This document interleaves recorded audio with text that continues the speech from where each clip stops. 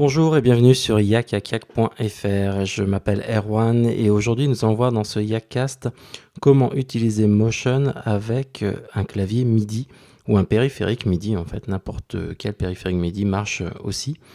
Et pour cette idée de Yakcast en fait, elle m'est venue lors de visionnage en fait d'un autre tutoriel par Mark Bray Studio avec Mark Spencer et Steve Martin qui présentait en fait moyen de dessiner avec une ardoise magique et des comportements de dessiner, de simuler en fait une ardoise magique. La seule chose, c'est qu'ils ont utilisé des comportements aléatoires un petit peu pour dessiner des formes. Et je me suis dit, ce serait bien d'utiliser en fait des vrais boutons pour simuler réellement une ardoise magique. Donc c'est pour ça qu'on va utiliser en fait des comportements MIDI. Et puis je vous montrerai un autre comportement aussi pour faire une forme prédéfinie que vous aurez pu dessiner vous-même. Donc, alors du coup, je me suis un petit peu renseigné sur l'ardoise magique, téléécran, qui s'appelait, parce qu'en fait, c'est une invention française d'André Cassagne, qui est décédé malheureusement en début de cette année. Et puis, il y a eu des 100 millions, je crois, d'ardoises magiques vendues dans le monde, et certains se débrouillent plutôt pas mal, comme vous pouvez voir ici, avec ces quelques images là-dessus. Donc, je vous invite à aller sur ce site, jvartwork.com. Comme ça, vous verrez un petit peu le travail de ce monsieur Georges. Alors, au niveau de ces Yakcast, il serait bon de regarder, si vous n'avez pas regardé le Yakcast numéro 12 sur les comportements audio dans Motion. En fait, c'est pas par rapport au comportement audio, mais c'est par rapport au tracé de ligne, ainsi que le Yakcast 19 consacré ici au PSD et au fichier Illustrator dans Motion. Ça peut être un bon moyen de démarrer ce Yakcast, parce que je ne vais pas m'attarder sur la partie émetteur de particules, même si je vais vous expliquer, mais bon, voilà. Allez, on y va, assez de parlotte, et on va commencer ce projet. Alors c'est un projet, vous voyez, je peux aller dans l'inspecteur et regarder les propriétés, donc en 720p à 25 images par seconde, et ça dure 10 secondes. Voilà. Alors ce que je vais faire ici, je vais commencer par mettre un rectangle blanc au fond pour créer un arrière-plan. Parce que au niveau de mon navigateur ici, alors moi j'ai créé je vais aller chercher sur internet une ardoise magique, un téléécran, que j'ai ensuite importé dans Photoshop et que j'ai divisé en plusieurs calques. Donc là, je vais vouloir apporter les trois calques. Donc vous voyez, il y a le téléécran, le bouton droit et le bouton gauche. Donc je vais apporter toutes les couches. Ici je sélectionne couche fusionnée, ça va apporter un seul calque. Là, l'intérêt, c'est que je puisse ici voir les boutons indépendamment directement. Donc ce que je vais faire ici, c'est sélectionner mon téléécran dans l'inspecteur, dans les propriétés. Je vais faire un petit reset de sa position. Et puis, je vais augmenter l'échelle, voilà, comme ça, pour que ce soit assez grand. Voilà, et qu'on puisse voir un petit peu ce qui se passe à l'intérieur. Alors, pour bien voir ici, vous voyez que j'ai donc les boutons qui sont indépendants les uns des autres. Voilà, comme ceci. Et ce qu'on va simuler, en fait, maintenant, c'est le trait. Alors, pour faire le trait, c'est extrêmement simple. On va prendre un cercle, comme ceci. Boum. Ce cercle, on va le mettre plutôt blanc, plutôt gris. Voilà, il est blanc. Voilà, on va faire quelque chose d'assez sombre comme ceci.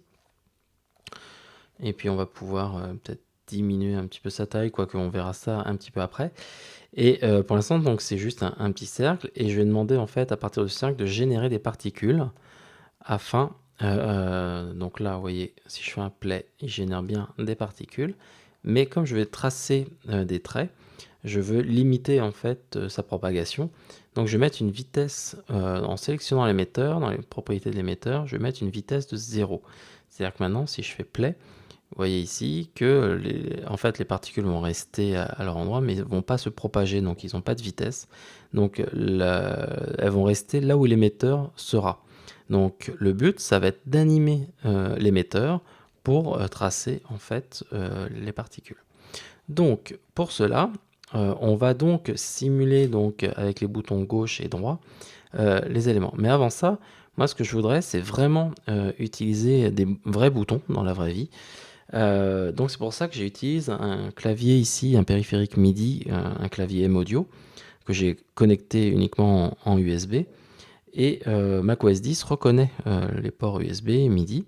Donc ce que je vais faire, c'est que j'ai deux potentiomètres et je vais relier en fait ces deux potentiomètres au changement de mon émetteur, de la position de mon émetteur. C'est-à-dire que dans les propriétés ici, je vais lier par exemple le bouton C1 à X et C2 à Y. D'accord? Donc comme cela, alors là je vais faire un petit reset. Donc je vais pouvoir ici sélectionner mon élément, faire un clic droit, dire que je vais ajouter un comportement MIDI. Voilà. Et donc je passe directement, vous voyez, dans le mode comportement. Et là, dans le comportement MIDI, il se met dans le type de commande directement en mode apprentissage. Alors le mode apprentissage, ça veut dire qu'il est en attente d'une réponse d'un périphérique MIDI. C'est-à-dire qu'il va, chaque touche a un numéro d'identification. Et donc dès que je vais presser une touche, automatiquement Motion va repérer quelle touche est liée à mon paramètre. Et donc là, par exemple, si je vais bouger C1, vous allez voir qu'au niveau de l'ID, il va reconnaître directement l'ID 91, parce que c'est l'ID qui correspond à C1. D'accord? La seule chose ici que j'ai besoin de faire maintenant, c'est, vous voyez, si je bouge, donc c'est entre 1 et 0, d'accord? Le seul problème, c'est qu'il ne se passe rien. Alors pourquoi? Parce qu'il va falloir que j'utilise un facteur multiplicateur d'échelle, donc de puissance, pour déplacer mon élément. Sauf qu'il est à 1, vous voyez ici, et donc je vais pouvoir, si je déplace, vous voyez, par exemple à 400, je ne sais pas, maintenant vous allez voir que je vais pouvoir le déplacer. Mais ce que je veux, c'est limiter ici mon point au niveau de mon ardoise. Donc pour cela, je vais remettre à 1 mon élément. Je vais prendre l'émetteur et je vais décider en fait de le mettre tout en bas, voilà, en bas à gauche, comme ceci. Donc ça veut dire que ici c'est la position 0, 0, d'accord? Et donc maintenant, ce que je vais pouvoir faire en sélectionnant mon paramètre MIDI, c'est dire, ben, je vais mettre, vous voyez mon potentiomètre, pour l'instant il est au plus faible, donc là c'est la position qui est là. Si je le mets dans la valeur la plus forte, je vais pouvoir utiliser la fonction échelle pour dire, ben, au plus fort, je veux qu'il soit ici. Voilà, bon là, donc 409, on va mettre 400. Voilà, c'est peut-être pas assez, on va mettre 405. Voilà, c'est un peu trop, il déborde. Allez, 404. Voilà, nickel. Donc maintenant, avec mon C1, le potentiomètre C1, vous voyez ici le petit bouton, maintenant je suis bien dans la largeur de mon ardoise. Donc au milieu, il sera vraiment au milieu. À gauche, il sera complètement à gauche, et à droite, complètement à droite. Je vais faire exactement la même chose pour la position Y. Donc propriété, je sélectionne ici la position Y, je fais ajouter un comportement, MIDI, boum, voilà. Et donc maintenant ce comportement Y est lié, je veux qu'il soit lié à C2, donc je bouge tout simplement C2, vous voyez que c'est le numéro d'identification 93, voilà. Et puis maintenant je vais le mettre au maximum, comme la position de départ est bonne, et puis je vais demander à activer, voilà, la position. Donc ça c'est pas mal, 285. Et donc maintenant j'ai la position là. Donc maintenant je peux, avec mes deux boutons, lier les éléments, comme ceci. Le seul problème, c'est que j'ai donc l'animation de mon émetteur, mais les boutons ici ne tournent pas. D'accord? Donc ce qu'on va faire, c'est qu'on va lier avec un nouveau comportement la rotation ici avec la position qui est là. Donc pour cela, c'est assez simple. Il suffit de dire au niveau du bouton, voilà, je vais ajouter ici un comportement sur la rotation de mon bouton. Donc là, c'est le bouton de gauche. Donc on va dire que ça va être les X par exemple. Je veux bouger en fait la rotation en Y. Voilà, donc je vais lier la rotation Y du bouton avec la position de l'émetteur. Donc je vais choisir l'émetteur qui est ici. Je vais le glisser dans la source objet. Voilà. Donc ça, c'est la source qui va regarder. Par contre, je dois dire quel paramètre de cette source je veux affecter à la rotation de mon bouton. Et donc, ça va être, on a dit X. Voilà, comme ceci. Donc maintenant, quand je vais tourner ici mon bouton, vous voyez en fait que mon bouton va tourner aussi ici. d'accord? Par contre, l'échelle n'est pas assez forte. Vous voyez, là, je fais même pas un tour. Donc, je vais pouvoir, dans le comportement lié, multiplier par 2, par 3. Valeur, on va faire par 3. Et donc, vous voyez, maintenant, j'ai beaucoup plus de rotation. Voilà, comme ceci. Ok, on va faire la même chose pour la position Y, donc le bouton droit. On va sélectionner rotation en Z. Boum, ajouter un comportement lié, comme ceci. Je vais reprendre l'émetteur, je le glisse dedans. Paramètres compatibles, on va dire que ça va être la position Y. Donc quand la position Y va bouger, je voudrais que le bouton tourne sur lui-même. Et on va mettre un même facteur de 3 et quelques. Voilà. Donc maintenant, si je bouge ce bouton-là, vous voyez que le paramètre est lié. Donc maintenant, j'ai une animation avec mes éléments. Ok. Donc maintenant, tout est paré. Ce qui me reste à faire, c'est tout simplement faire, vous voyez ici, un play en lecture de mon projet. Et je vais pouvoir ici tracer mes éléments pendant la lecture. Tout simplement. Voilà. Alors là, je vois qu'il y a un petit souci, c'est que mon trait disparaît en fonction du temps. Donc là, ça fait un petit peu le jeu Snake sur les anciens Nokia. Donc ce qu'on va faire ici, c'est sélectionner l'émetteur. Et dans les paramètres d'émetteur, on va mettre, vous voyez que en fait, la durée de vie de mes particules est de 5 secondes, comme mon projet est de 10. Et bien on va mettre une durée de 10 aussi, tout simplement. Et donc maintenant, je vais pouvoir repositionner par exemple mon paramètre tout en bas, voilà, comme ceci. Et je vais enregistrer mes modifications, donc mon dessin. Donc pour cela, je fais attention à ce que je n'ai pas le mode boucle actif. Je vais activer ici l'enregistrement automatique.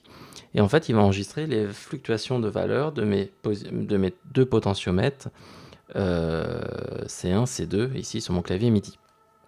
Donc, il va suffire d'appuyer sur la touche lecture et de modifier l'ensemble de mes éléments. Donc, c'est ce que je vais faire ici. Donc, je vais appuyer sur la touche espace. Et puis là, je vais pouvoir, par exemple, dessiner, voilà, faire quelque chose comme ça. Redescendre vers le bas, voilà, bon. Je suis pas un dieu, voilà, de mes éléments. Alors, ça s'est terminé comme ceci. Hop, voilà. Donc, c'est pas terrible. Vous pouvez le constater. Donc, il y a le petit délai du démarrage. Alors, ce qui est intéressant, c'est comme je suis dans Motion, je vais pouvoir, au niveau de l'émetteur, changer les paramètres. Par exemple, là, l'échelle, c'est pas assez, c'était beaucoup trop gros. Ensuite, je peux changer le nombre d'émissions, voilà, pour augmenter le nombre d'éléments. Donc, je vais même encore descendre un petit peu la valeur. Voilà, alors peut-être pas trop, comme ceci. Donc maintenant, je vais avoir un trait beaucoup plus qui ressemble plus à ce qu'il y a sur un vrai téléécran, voilà, comme ceci. Donc là, j'ai enregistré, mais si comme moi, vous n'êtes pas un expert de la manipulation de l'écran, mais que vous voulez par exemple dessiner certaines choses, ce que vous pouvez faire, c'est au-delà du MIDI, je vais vous montrer un autre comportement qui peut être utilisé dans ce cas-là. Alors je vais pas revenir sur tous les comportements qu'a utilisé Mark Spencer dans son podcast, dans son tutoriel, je vous invite à le faire, à le regarder plutôt. Donc je vais enlever ceci, et ce que je vais faire, je vais rester sur mon émetteur.